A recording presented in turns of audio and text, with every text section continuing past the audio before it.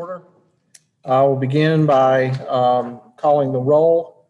I'll state that I am present here in City Hall. Also present is Councilman Michael Holmes, Councilman Tyrone Johnson, Councilwoman Monica Peters, Mayor Pro Tem Britt Moore, Councilman Wesley Hudson. Councilman Chris Williams, are you with us remotely? I am. Councilman Jones, are you with us? I am. And Councilman Jefferson, are you with us remotely? Yes, sir. Present and accounted for. All right, so all 9 members of council are present. We will begin, if everyone would please rise for a moment of silent prayer, followed by the Pledge of Allegiance.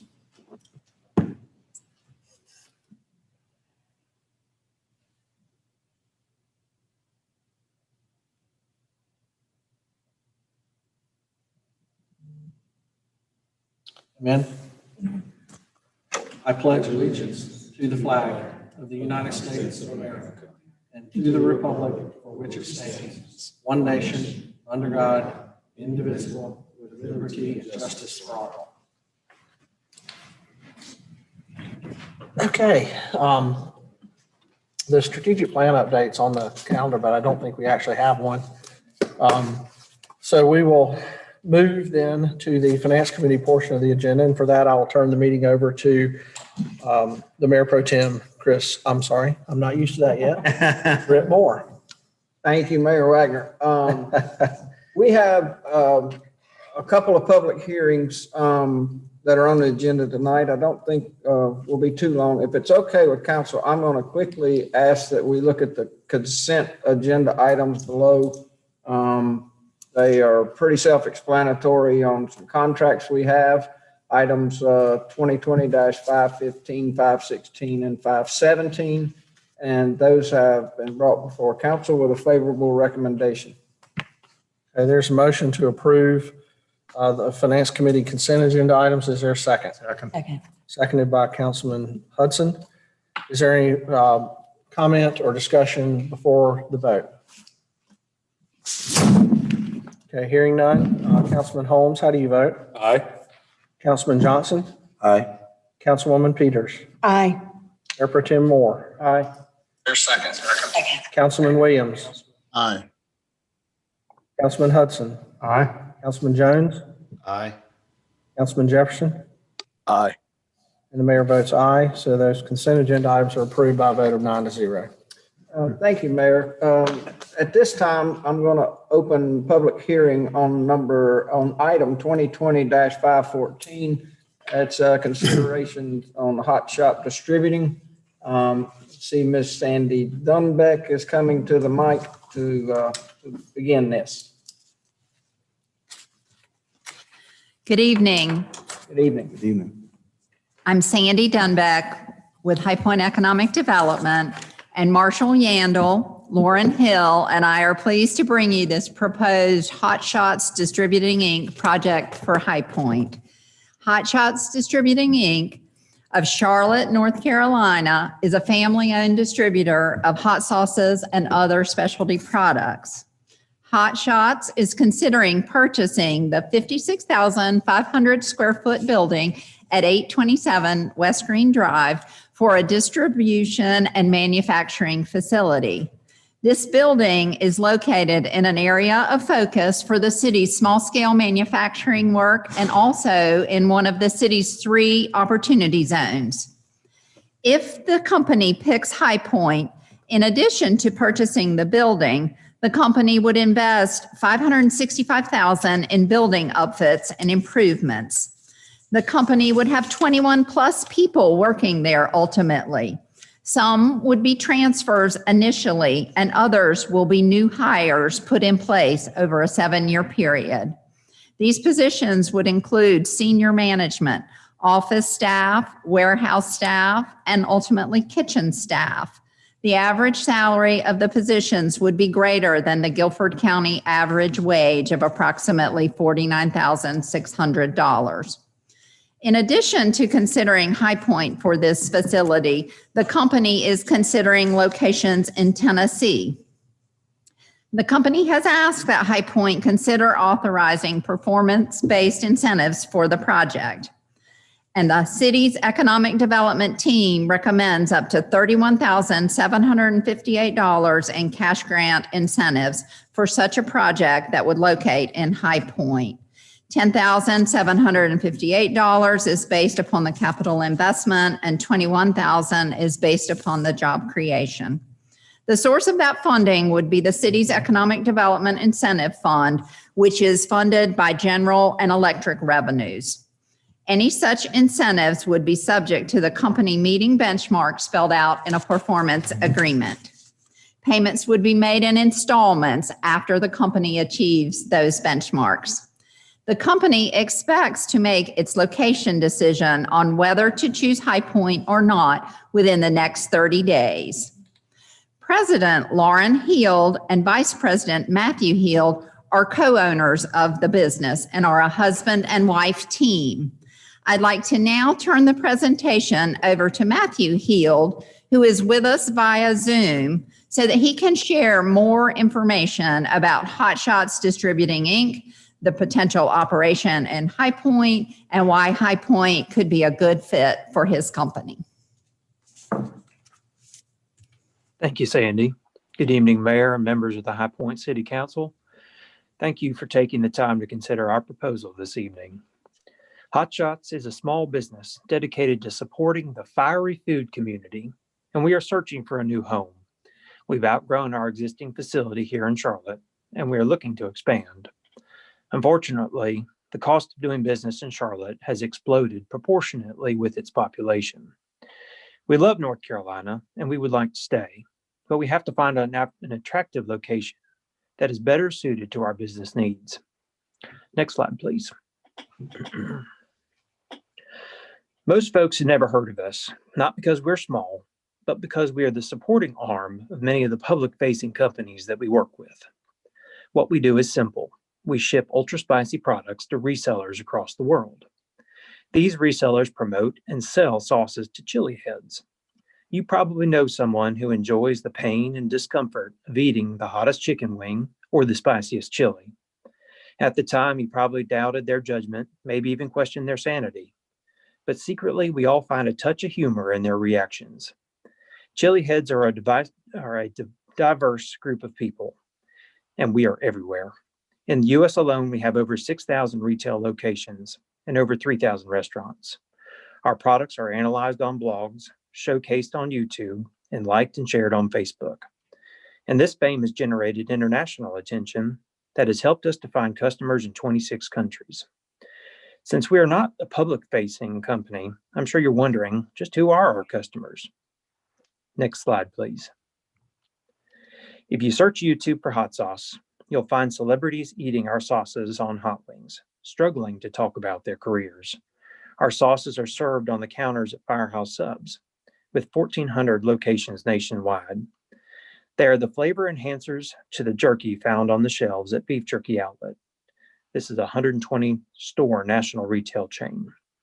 If you're planning to go to an Alice Cooper show, after COVID, of course, you can find our products on their merch tables. You might even get lucky and find a floating rack of hot sauces and barbecue products next to camo t-shirts in your local Bass Pro. But maybe the most important place is the line of pepper sauces that we donate to the New Mexico State University Chili Pepper Institute. Students sell the hot sauces to visitors to help fund pepper research for growing and cultivating the crop that is vital to our success. Next slide, please.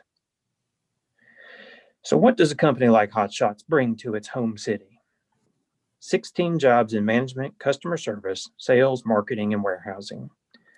A recession-resistant wholesale distribution company with a diverse customer base. And, of course, bragging rights as the home to the location of the world's largest private hot sauce collection. We get 4 to 5 visitors each year, but it has appeared on the History Channel and a few Netflix specials. Future plans include a commercial kitchen and adding 5 to 10 small-scale manufacturing jobs. And all this would be followed with potential contracts with local farmers to grow our hot peppers. Next slide, please.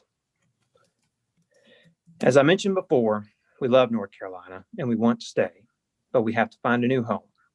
High Point has an attractive real estate market that is perfectly suited to small-scale distribution and manufacturing. The building that we are considering has ample room for our vertical expansion plans, for acquiring more brands, and building our own production. Brand acquisitions are what caused Hot Shots to outgrow its existing facility. As we continue to grow, the need for us to have our own production capabilities grows. And along the way, we'll need strategic partners like Guilford Works and GTCC to find the right people. The employees who do intend to move with us are starting to get excited about the potential for shorter commutes, the small community feel, and more importantly, the opportunity to own a home. Owning a home is within reach in High Point versus more large, expensive cities. One feature about High Point that stood out to my warehouse manager was the quantity of public golf courses and the proximity to 2 lakes. Both of these are luxuries reserved for members only in Charlotte, unless you're willing to drive an hour or fight traffic. On a personal level, my wife, Lauren, is a graduate of Westchester and Wake Forest University, and we have a lot of family in the area. High Point is centrally located to everyone in our family, and we hope that this city can serve as a connection point. My wife and I have a 5-year-old and a 2-year-old. If any of you have children, you'll understand the importance of moving close to family. Next slide, please. Now, at the end of my presentation, I want to say thank you to the council for taking time to hear about Hot Shots and our crazy, fun-loving chili heads. We hope that you are interested for us to join your community as we are. Let me know if you have any questions. Thank you.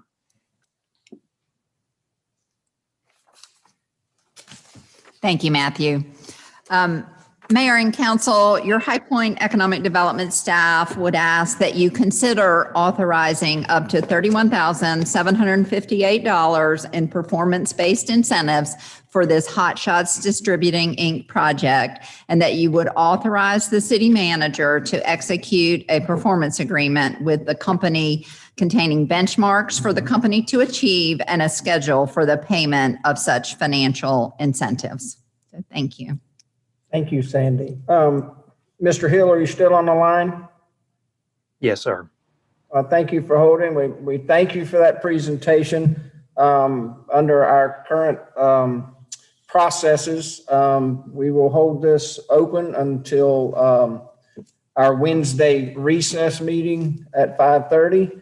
But on a personal note, I would like to thank you for the presentation. I'm excited about the possibilities. I thank the EDC team for their work. Your story and your company reminds me as a hometown High Point native of the backbone of what made High Point as good and great as it is, and also an international city. So I think there's a lot of similar ties and an exciting opportunity. So thank you for the presentation, and I would like to see if anyone else on council has any comments at this time. Just to say thank you for considering High Point. You're welcome. Thank you. And we will take this matter up on Wednesday at 5:30. Thank you, Mr. Hill. Thank you. The next public hearing, thank you, Sandy. The next public hearing is 2020-519. This is a public hearing on our proposed system development fees. And I guess we're going to start with Mr. Terry Houck. Would that be appropriate? Good evening, council. Tonight, I bring to you a resolution for proposed system development fees. As you know, we currently have acreage and frontage fees. We want the council to consider implementation of the proposed new system development fee for High Point's water sewer system. This will replace the frontage and acreage fees. It's been studied by Stantec, and out of the study by Stantec, which you have an attachment of the full study and the presentations they made to council on August 3rd and December 7th. Revenues from the system development fee can only be used for expansion-related projects. It's become a standard for most of North Carolina, and any revenue collected from SDF can only pay for expansions. We went through the 45-day comment period. It started on September 11th, 2020, and ended on October 27th of 2020. I believe we received one comment. If you adopt or propose to do this, the resolution, it would be no impact in 2021. What we're recommending is that you adopt a resolution authorizing the High Point City Council to establish and adopt system development fees for water and sewer funds according to provisions of GS 162, North Carolina Water and Sewer Authorities Act. And the system development fees become effective October 1st, 2021. Thank you, Terry. Is there anyone else that would like to speak on this matter?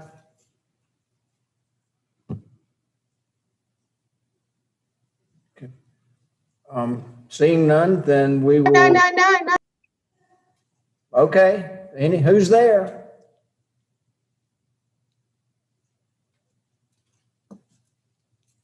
Was that you, Judy?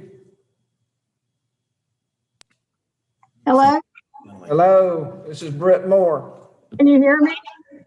Yes. Yes. Okay, thank you. Sure. Go ahead. This is Judy Stalder from Treebick. My High Point address is 3537 Admiral Drive. Also online to answer any of your questions are Jim Gurditch from Blue Ridge Companies, Scott Wallace from Keystone Group, David Michaels from Windsor Investments, and Marlene Sanford, president of Treebick, Triad Real Estate and Building Industry Coalition. We do not oppose the system development fee model, just the unreasonable increase in fees that are proposed.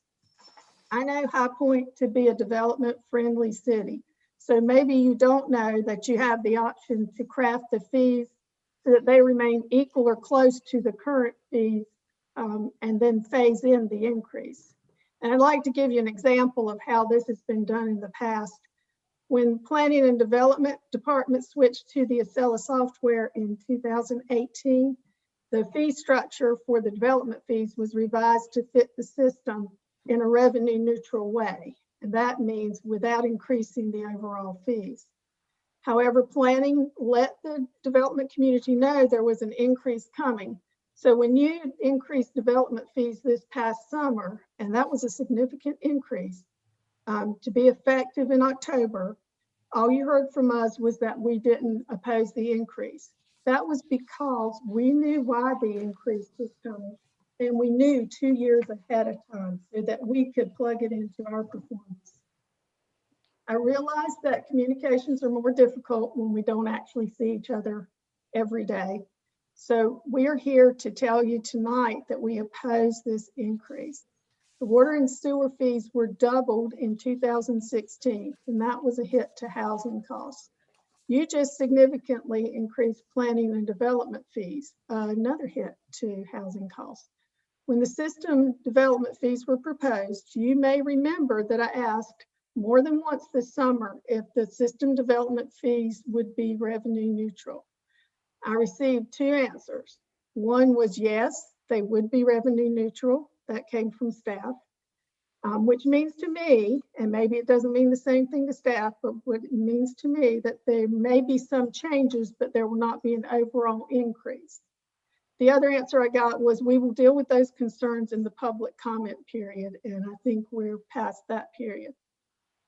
If we had known another significant increase in fees was on the way, in addition to planning and development, you may have heard more from us on that. Maybe the state of water and sewer capacity and future expansion plans mean you need to raise fees, but that was not communicated to the building industry. Increased fees mean more costly housing, and I have some updated numbers here for you. These were updated in 2018. For every $1,000 increase in housing cost in Guilford County, and that means whether it's regulations or interest or whatever, 461 families are priced out of a home, cannot qualify for the mortgage. And it matters in every price range. If families cannot afford to move up to larger or more expensive homes, that's that many smaller, more affordable homes that are not available to people who might could afford them. Remember, those are statistics. Keep that in mind and think about one of your recent rezonings. You rezoned property on West Lexington Avenue for 100 homes. The proposed system development fee would increase the cost of those homes by more than $2,000 per home. That's over 900 families that would be priced out of those homes. Now, maybe the condition of the system dictates that you have to raise the fees, but that was not communicated to the people in the industry that it affects. The building and real estate industry in Guilford County is accustomed to a process where all concerned come to the table and discuss how we can work together to achieve an objective. And we didn't experience that in this case. I'd like to end this by answering some questions that various council members have asked me over the last couple of weeks. First one is, do we have to increase the fees to adopt the system development fee model? No, you can adopt the model without increasing the fees.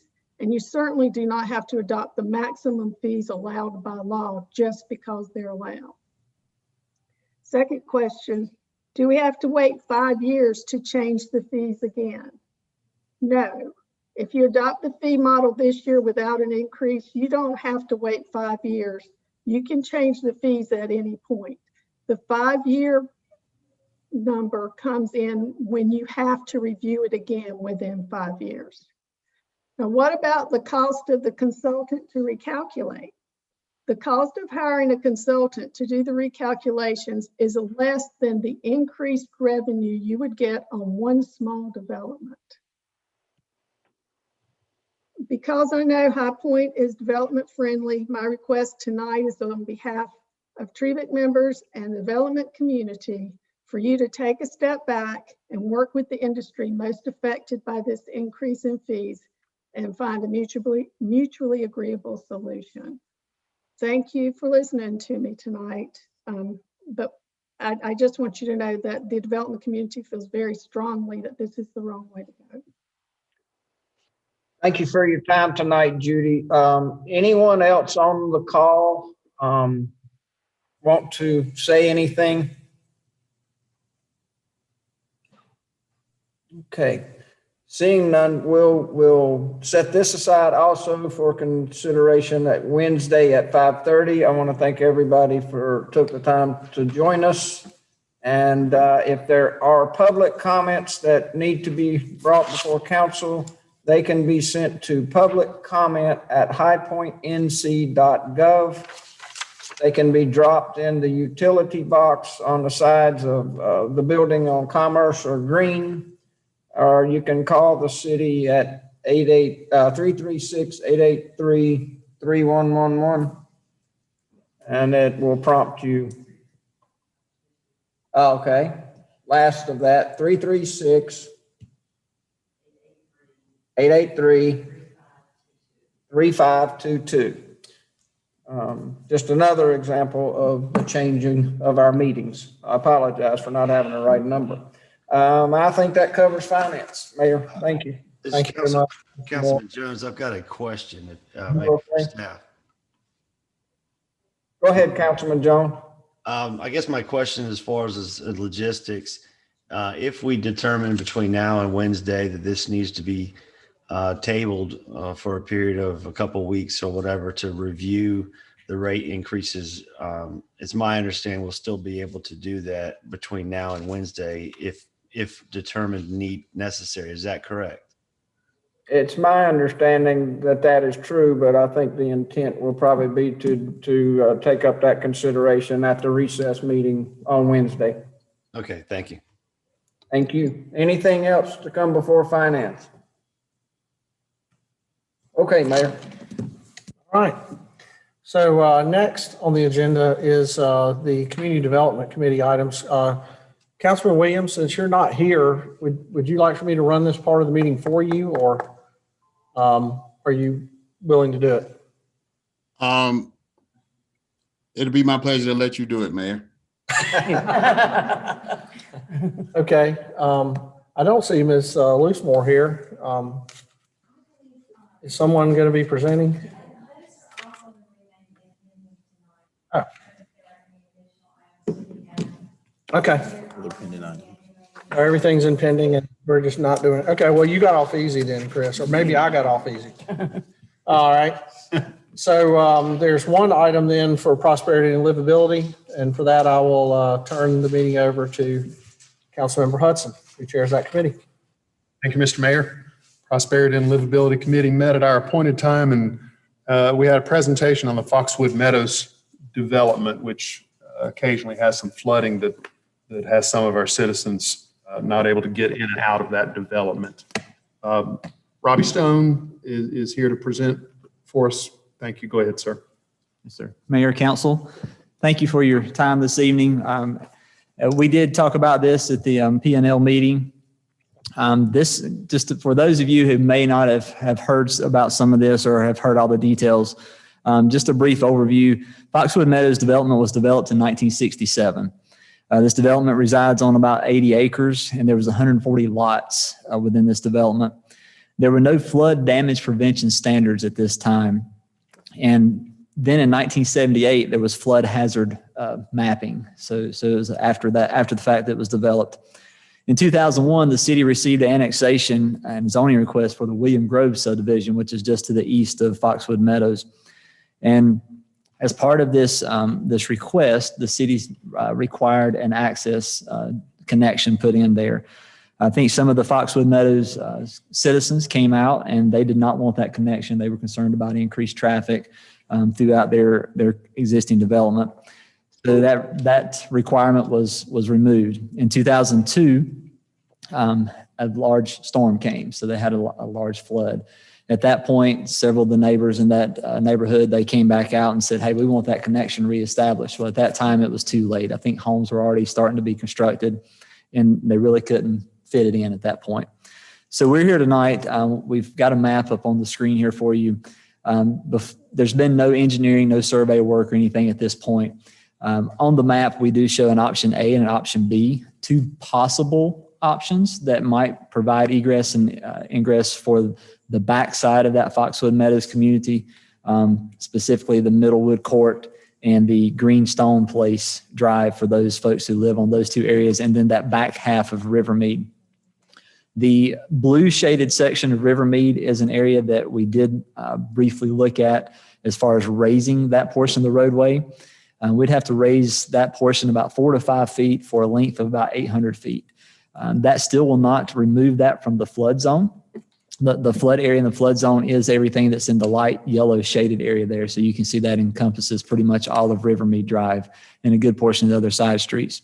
So we're here tonight, bringing this to you tonight, asking for guidance, direction, approval for us to move forward, working with our engineering department to evaluate option A and option B. We'll have surveying, engineering design, and just try to see what options, and there may be an option C or D once we actually get out in the field and looking at this, and try to determine what options are out there and then what that cost would be. The cost, an overview of cost option A and option B is around $600,000, and that could be higher or lower depending on exactly what is encountered once we start the survey and design. But right now we're looking at a rough estimate of $600,000. Thanks, sir. Anyone have any questions for Mr. Stone? Yes, this is Councilman Holmes. Robbie, could you explain the engineering study, what that entails, and the cost of going forward with the engineering study? Yes, sir. So first step, we'll probably meet out on site, and we'll walk the sites and look. We want to try to figure out which area is going to be less disruptive to all the neighbors out there. Also want to look at which locations will be most, I won't say economical, but most feasible for constructing a roadway, connecting these two streets together.